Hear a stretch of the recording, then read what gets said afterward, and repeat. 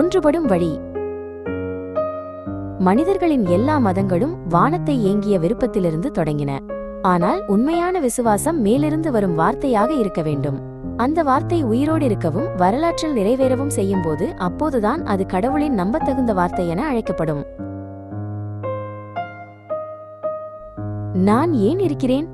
எப்படி வாழ வேண்டும்? இந்த கேள்விகள் ஒவ்வொரு மனிதனின் இதயத்தின் ஆழத்தில் உறைகின்றன.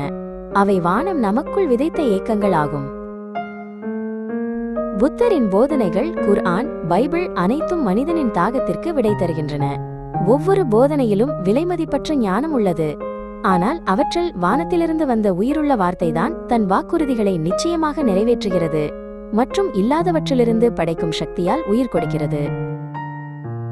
புத்தர் வாழ்க்கையின் துயரை ஆராய்ந்து விடுதலைக்கான வழியை காட்டினார். அது ஆழ்ந்த ஞானம். ஆனால் மனிதனின் அறிவால் மட்டும் துயரம் முழுமையாக நீங்காது.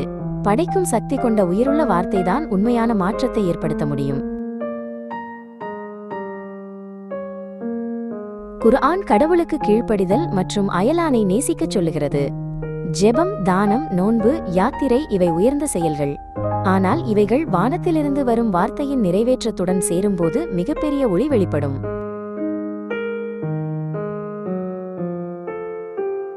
பைபிள் வானத்திலிருந்து நேரடியாக கொடுக்கப்பட்ட உயிருள்ள வார்த்தை. படைப்பிலிருந்து தொடங்கி ஆபிரகாம், மோசே, தாவீதுக்கு கொடுக்கப்பட்ட உடன்படிக்கை வரலாற்றில் தொடர்ந்தது மற்றும் இறுதியில் இயேசுவின் மூலம் நிறைவேறியது. இங்கே வாக்குறுதிகளை நிறைவேற்றும் படைப்பாளியின் சக்தி வெளிப்படுகிறது.